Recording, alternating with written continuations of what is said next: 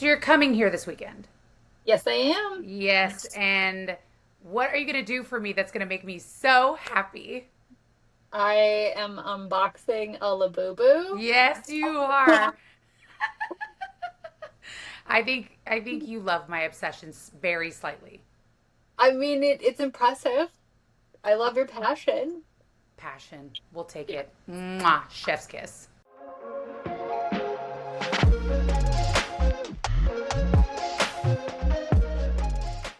All right, you guys, so please welcome the ever so gorgeous, perfectly blue haired beauty, Miss Lucy Smoke is here. Hi, Hi, thanks Lucy. for having me. So excited to talk to you guys again. Um, Oh, we love you. We love you to pieces. I don't know why. That's a problem that I am very happy to take advantage of. So, Lucy, how do we find you on socials? I guess I should probably introduce myself for anybody who hasn't like met me or seen me or even know who I am. My name is Lucy Smoke. I also write dark fantasy under Lucinda Dark. And I am on Instagram, TikTok. I haven't really been posting as much on TikTok. Now I'm just using it for fun because it's like a toxic ex. Every time I leave it for a long time and come back, it likes me for some reason. But if I stay for too long, it's out of the love. So I'm sporadic on TikTok. But I am author Lucy Uh, Smoke on Instagram. I'm Lucy underscore Smoke on TikTok and author Lucy Smoke on Facebook as well. And I have a reader group that's just called Reader Mafia. I like that. I like it. So, you are here for the season. This is technically season one of the Shadows editions for Shadows and Seduction. We're super excited just because obviously it's our second event. But before we get started, because we are filming this 5 weeks before Sinners year two. So when we air this, it will have already happened. So I can't ask you yet, but I can ask you this. What was your favorite moment from Sinners year one? Oh my gosh. I cannot tell you how much I loved Sinners Year One. It was my first time I ever brought my sister. And so I think one of my favorite moments was her seeing what I did for kind of like a living. Because my sister's never been to a book event with me. She's a corporate girly. She knows that I write books. She knows that I'm a romance author. And I think my favorite moment was actually like not like a Sinners and Stardust moment, but it was a Sinners moment that just kind of like made her realize we were in at our booth and we had a huge line of readers and they were being so wonderful and so gracious and it was amazing and we sold out and I brought way more than I should have brought, but we sold out, so I guess not. And she kind of just paused and looked at me and she was like, "Oh my God, you're like really an author." And I was like, yeah, I mean, yeah, for like 8 years now, like you're just now realizing it. But I think honestly, like that was like one of my favorite moments. But then, like, I think more of a Sinners moment is when we got to the after party. And the after party was quite literally the prom I wish I had. It was everything that high school wasn't. It was fun. It was hilarious. It was the guys on stilts, the aerial dancer, the gothic burlesque dancers. They could eat me alive, and I would say thank you. May I please have another? It was fantastic. It was just the whole experience. The readers, you guys, all four of you, the Dark Collective. I can't rave enough. I cannot rave enough. I don't know if Jen told you, but I went to a Polycon this year and I met J.R. Ward. Total fangirl moment. Oh, Had a yeah. like She's so just funny. meltdown. And I was talking to someone about Sinners and Stardust in her line while I was waiting for her.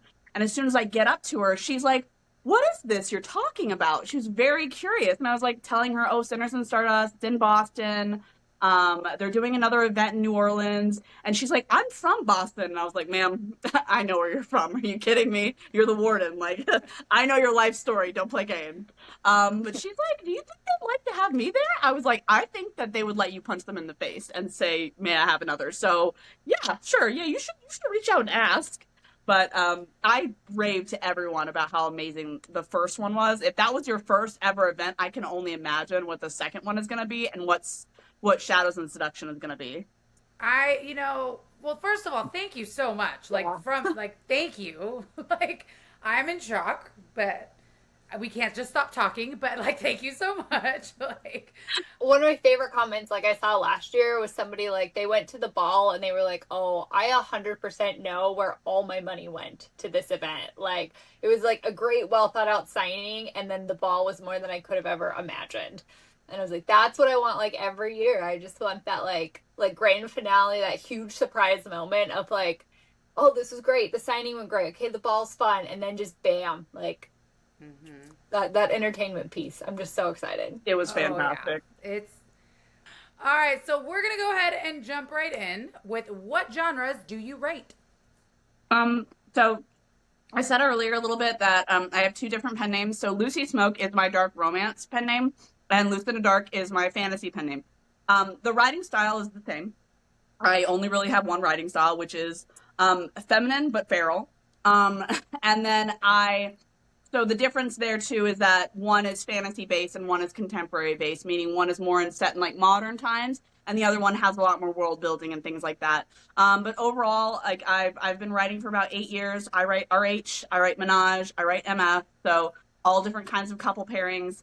Um, the only thing I haven't really done is I haven't done any sapphic or romance. I would love to. Like I love reading it, so if I get a story idea that's in that vein, I probably would end up trying to do it. But right now it's only, the MF, Menage, and RH with a little bit, there is a little bit of in one of my books where it's like a group setting kind of thing. Um, and then I write, across like the different variations of darkness where I do like a little bit of light where the romance isn't dark, but the themes are dark. And then I do like maybe seek a therapist after you read it, maybe be in therapy while you're reading it kind of romance. So just a spectrum of darkness and, both different genres of the contemporary and the fantasy world. All right. Well, with the different levels of darkness, what is it that drives you to write morally gray characters? Um, that's a good question. I know that you guys sent me the questions, but I am notorious for not really reading them. I skim and I'm like, okay. no, oh, this is fine, and then I don't prepare anything.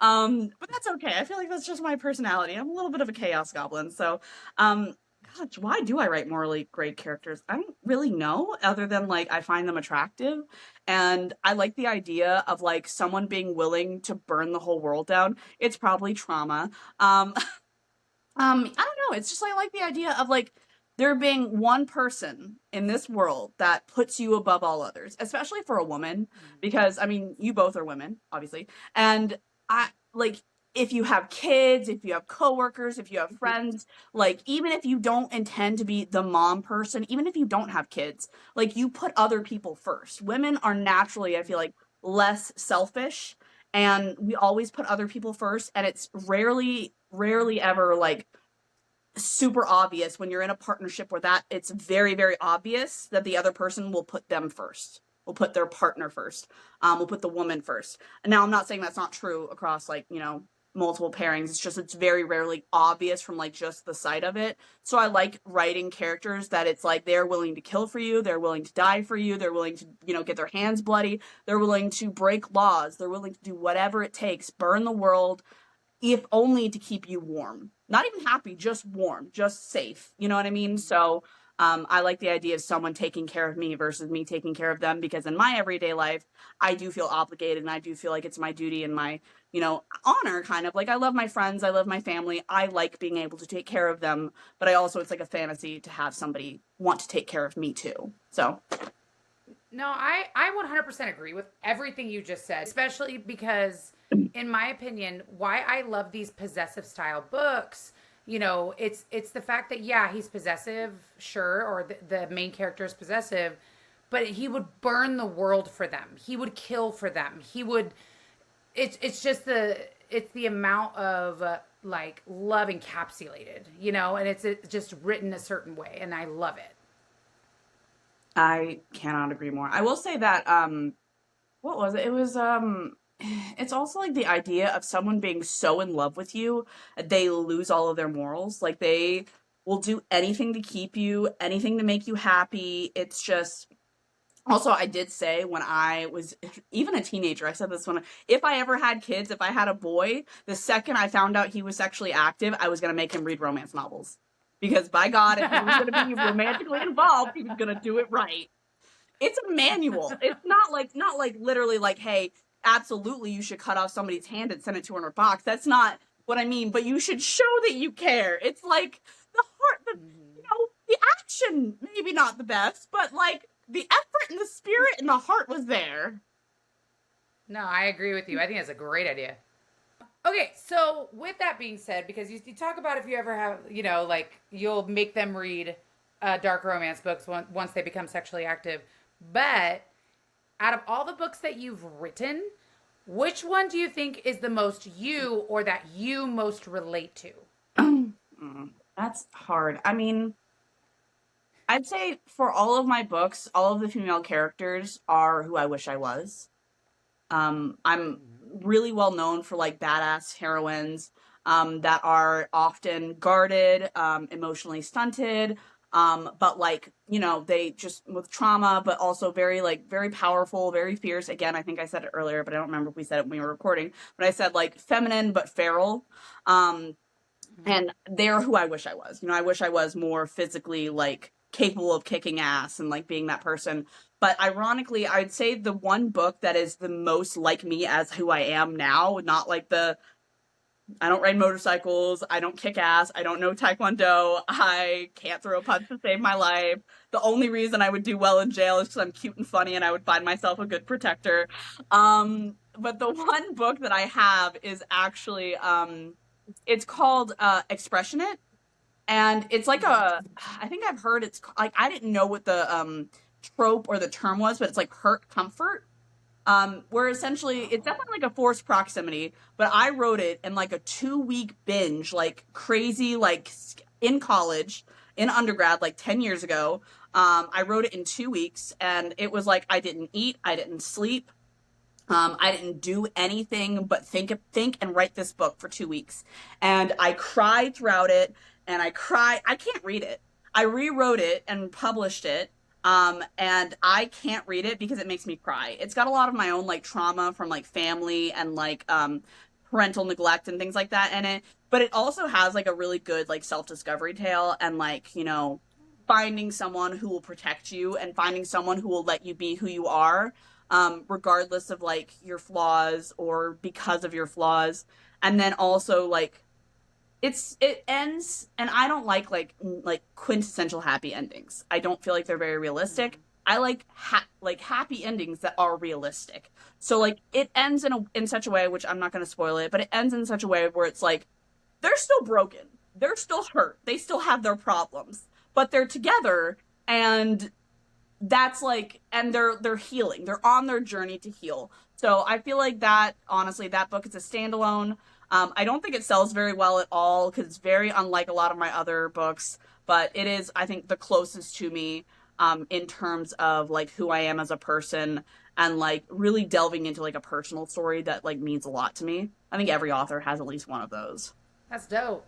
Like I think that question's hard for some. Like, we use this question in a few interviews, but like I love the answers because they're all so different. They're all so different in how they relate to it. You know what I mean? And I loved your answer. It was good. Okay, so we know you don't ride motorcycles, you don't throw punches, but what is it that you do when you're not riding? What do you enjoy doing in your spare time? I do not have a good work-life balance. My life, as I work to live and I live to work. But to be fair, like, this is my dream job. I never in a million years I thought I would be, an author who's able to actually make a living and like just be at home all day with my dogs and my cat and just write books and create stories and things like that. So this is what I do. Like anything I don't do, if I'm not writing, I am doing something probably in regards to writing. Like I am either reading or I am traveling. And often, and honestly, like, I go to a lot of signings. I go to I think last year I did 13 trips. Not all of them were signings. A couple of them were writers retreats, but one thing I like about this, industry and like my ability to do this is that I take what I do and I'm able to travel with it. And that's something that is like, I don't even know if that's a hobby because I still do it for work, so I can write it off on my taxes. But then while I'm there, I'm Yeah, like, why not? well, since I'm here, let's go have high tea in Sydney. Let's go have high tea in London. Let's go see a play. Let's go do a few like museums. I really love history. I really like tea and stuff like that. So I would love to go to high tea every city I go to. That would be amazing. I actually collect teacups, and so every new country I go to, I get a teacup and I bring it back, and I think it's cute. So it makes me feel like a little grandma, but I'm okay with that. Collecting teacups, that's freaking dope. Like, I never even thought, I've heard people collecting shot glasses, but not teacups. No, I That's like cool. teacups.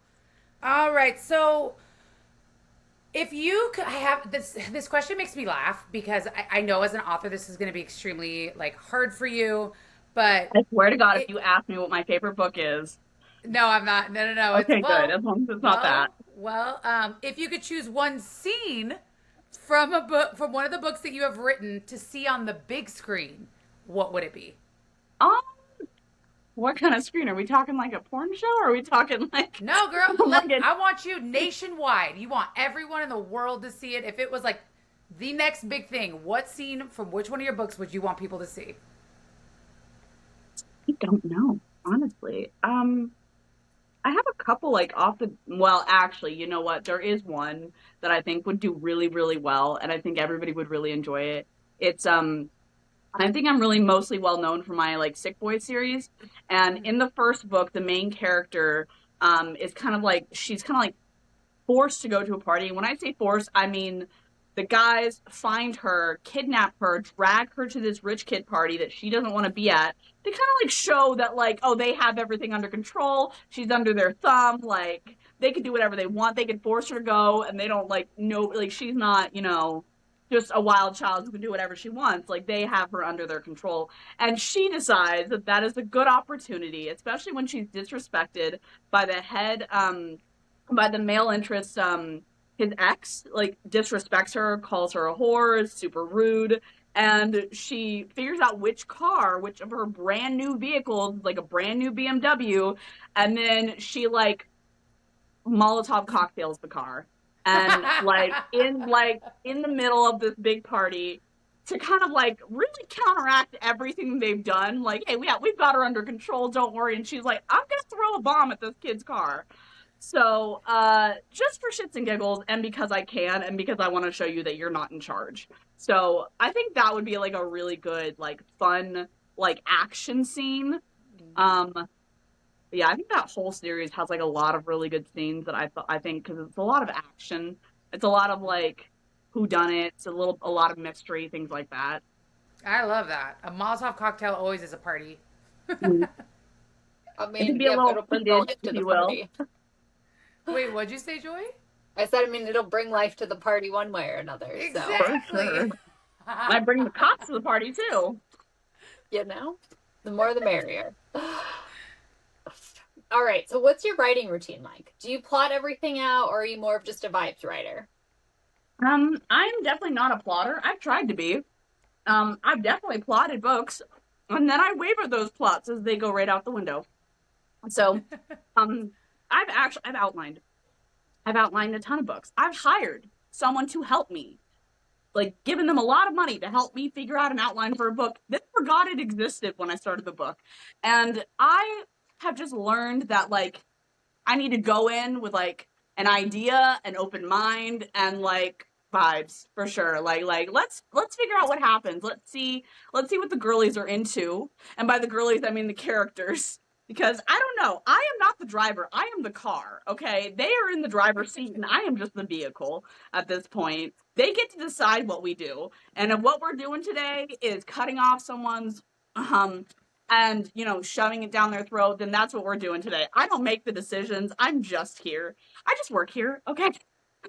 So yeah, I am not an outliner. I've tried. I really have. I would love to be like one of those really in-depth, like planned out people who like does a long series and was like, this is what's going to happen in book 1. And by book 5, they're going to be like, oh my God, I figured it out. I love reading those books. I am such a fun reader when I read those books, but writer? Couldn't be me. could not be me. I don't know what they even sound like, you know? And I honestly, it's a shock to me when I get to the end of a series. I'm like, do they seem a little different? I feel like this doesn't match. And my editor's always like, well, they have been through quite a lot at this point. They've grown a bit. It's okay that they sound a little different.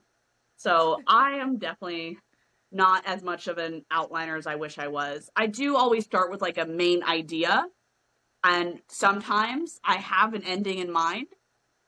Sometimes I just know the characters. I don't know the story, just the characters, and that's okay too. It really depends on the work. It depends on like the idea, and oftentimes too, like my writing like routine and like the style is, I will have an idea for a good year or two.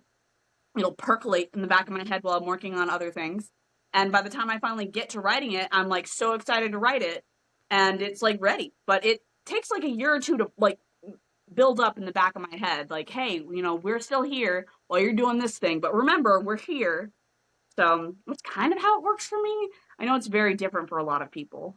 I mean, I feel like I can't even count how many episodes I've recorded at this point, and I will say, I feel like to me, when I wrote this question out, and I knew we were gonna ask you this question, I literally could not think of an answer for you. I was like, every time I met Lucy, she is this gorgeous ball of chaos, and I have no idea how she's gonna answer this question.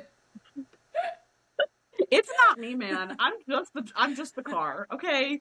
I'm not even like a good car. I'm not even a Ferrari. I'm just like a Honda, a 2012 Honda. That's what I am, okay? A little dent on the side. At least the wheels have been replaced, and you know, I get good gas mileage. I'm so proud that your mileage is good.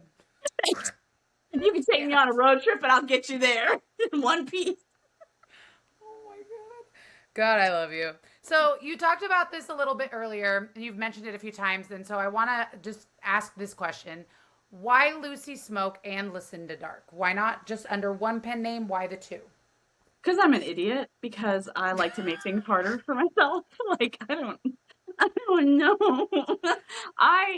Okay, actually, that's not true. I do have an answer for this. So I actually started out writing fantasy originally. My very first series was Fantasy RH.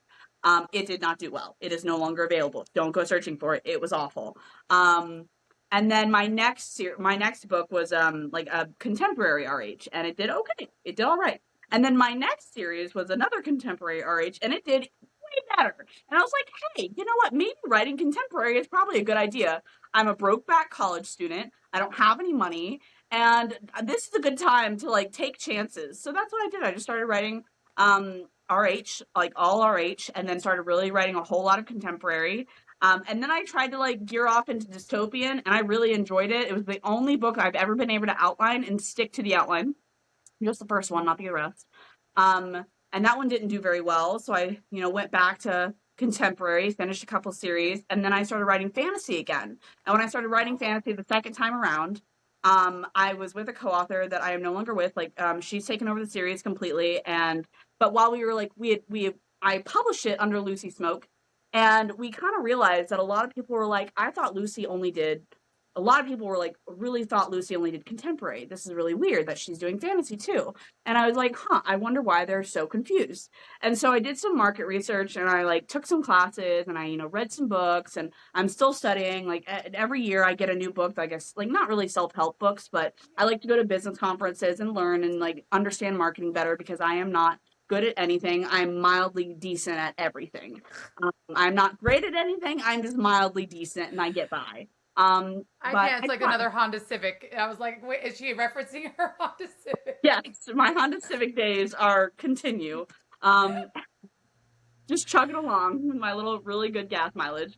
Yeah, so I kind of realized that like a pen name is a brand.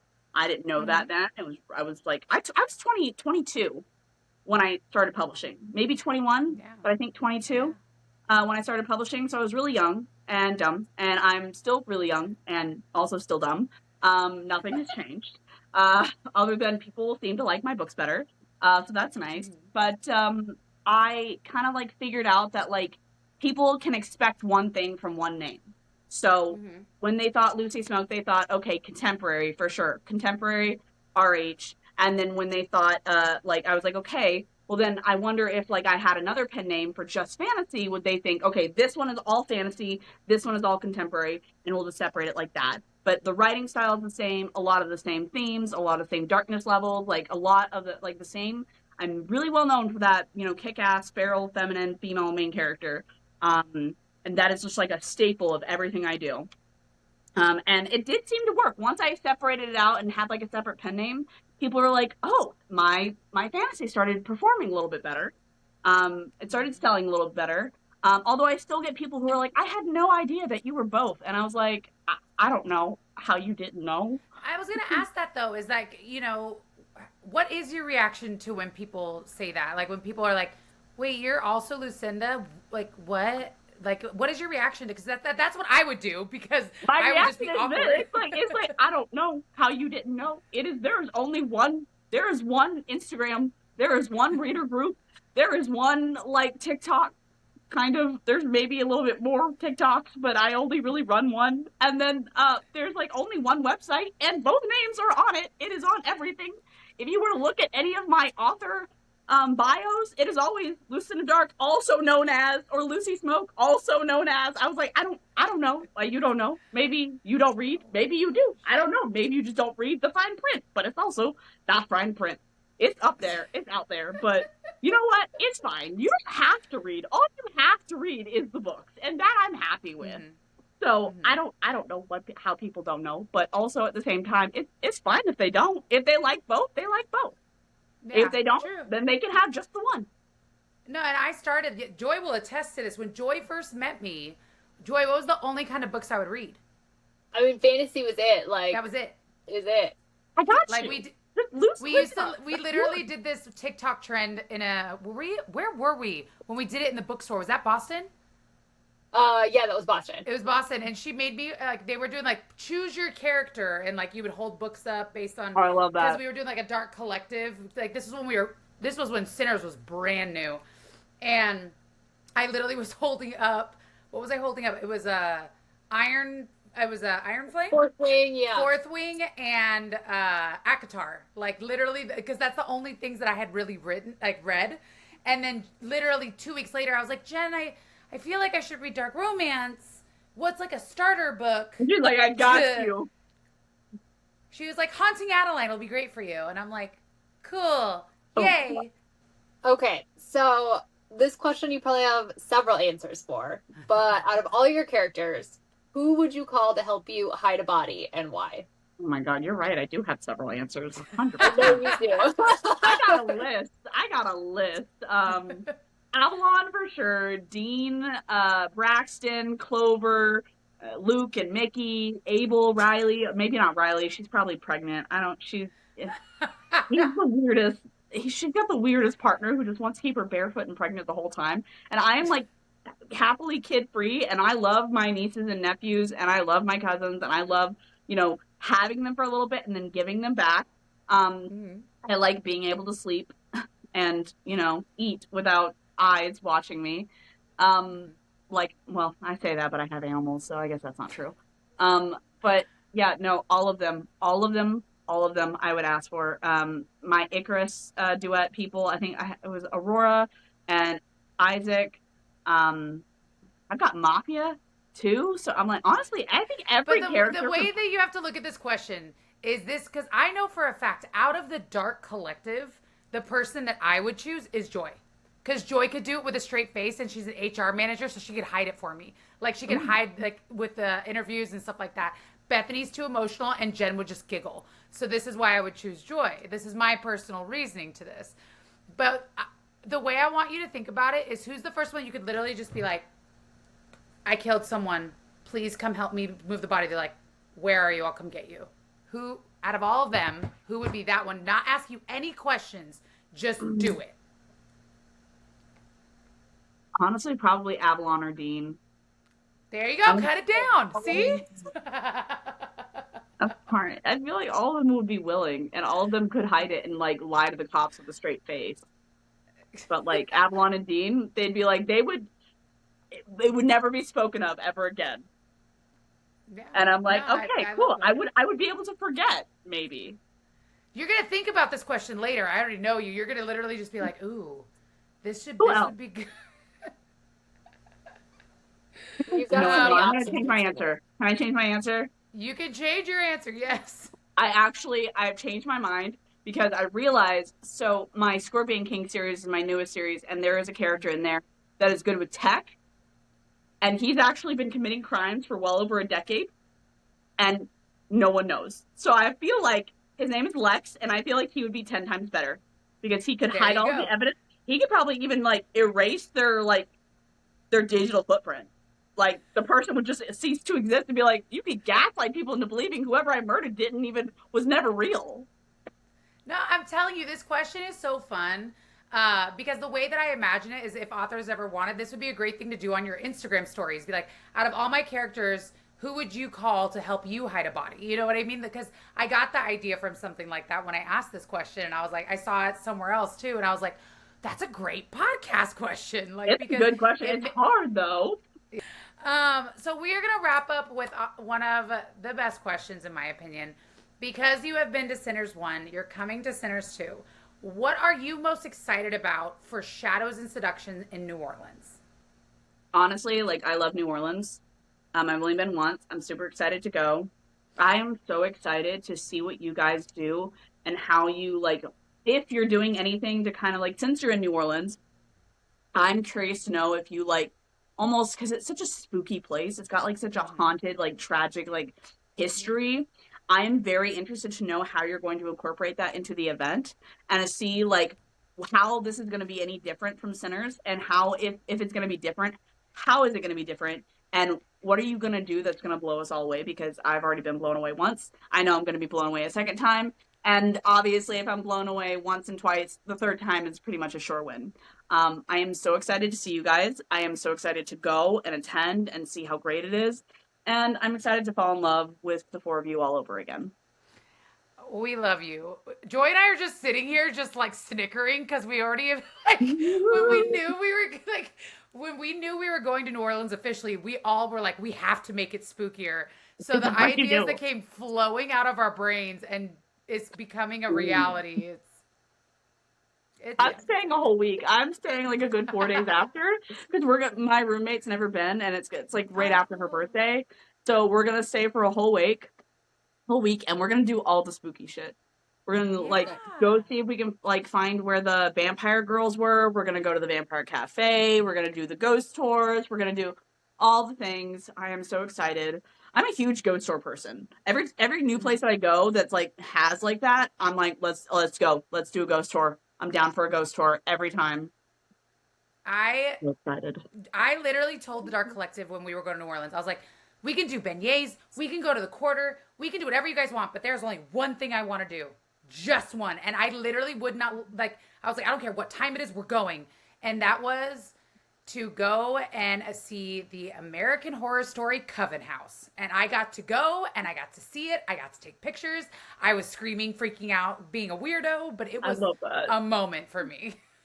Ironically, I've never seen that show. My roommate, both of my best friends, What? they all loved that show. They watched it in college religiously. I never watched it. The cool thing with that show, there's only you can watch out of order except for season, I think it's whatever season Apocalypse is ties in old seasons, but the rest of them you can watch in any order you want. So just promise me one thing, Lucy, when you are needing to watch TV to turn your brain off, because maybe you do that. Just I do. watch season 3 Coven, because that's when the show got more money, so they brought in bigger actresses and actors. So like that's where Angela I'm down. Bassett shows up. That's where oh, I can't think of her name right now. She was in the Titanic, but she's plays one of the main characters. I can't think of her name right now. But it's a bigger budget. There's better special effects. It's just watch Coven. It's so good. Is Lady Gaga in that one, or is she in a different one? No, she is in season 5 Hotel.